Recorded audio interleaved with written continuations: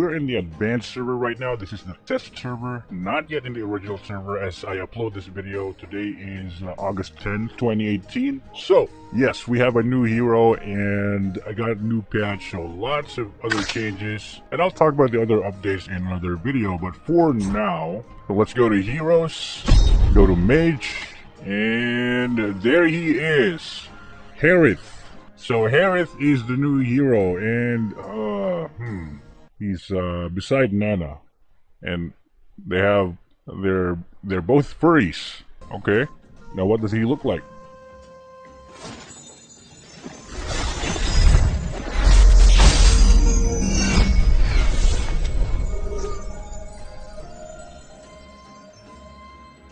Yep.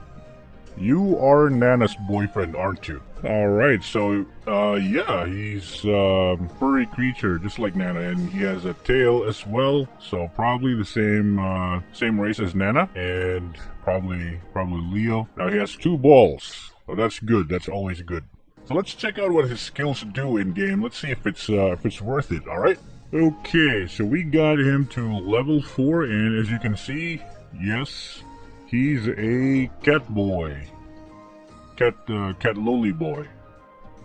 Yeah. So yeah, he definitely looks like a mage, no doubt about it. So pretty good, pretty good. Now let's check out the skills. Let's see what the passive is. So his passive says here that he immediately gains at most 60% resilience, depending on the number of enemy heroes nearby.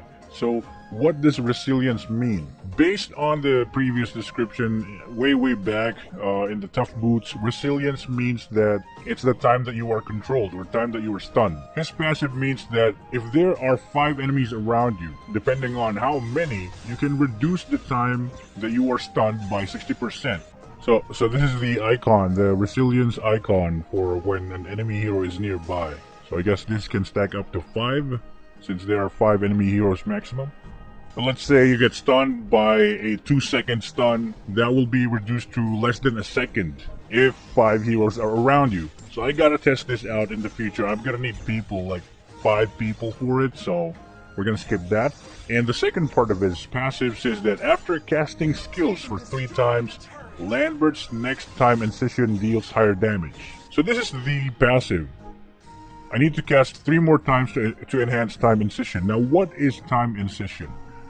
This is it. This is skill 1. Time incision is this thing. So let's see what it looks like first. There you go. Amazing, right? So you deal damage to this line and also the circle in the middle. Aside from that, there will be a mirror image in the opposite end of the range. It will also cast a skill. There we go, similar skill, and when the 2 sonic booms meet in the middle, they will explode and deal more damage in the center of the area. So we're looking at a multiple damage skill here. Let's try it out on some boss level monsters. Okay, these guys. There you go. Multi-hit skill and area skill. Now, going back to the passive, it says that after casting 3 times, and the 3rd time, the passive icon will change. So, it says here that the incision is now enhanced, and it has a much bigger range now, much bigger circle. And there we go.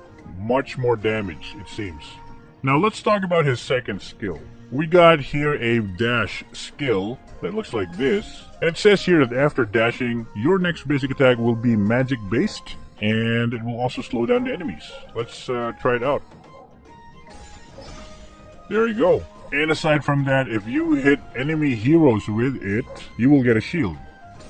Like so, for a few seconds. So pretty good when dashing in, and if you're suicidal. After using the skill, your basic attack that deals magic damage will reduce the cooldown of the skill. I mean, of the same skill, of skill 2. Let's see that. Right now I have 7 seconds cooldown.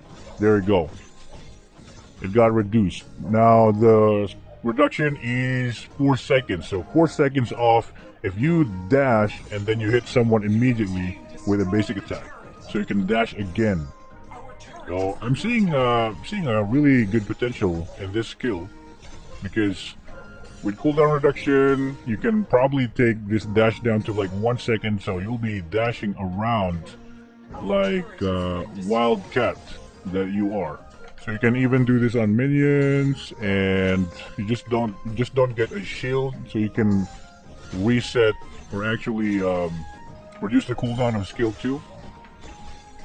You just don't get a shield. You just get that from heroes. Actually, even if you don't hit anything with the dash, just do a basic attack to anything after dashing. Okay, now let's talk about his ultimate. So this is a cross-shaped ultimate.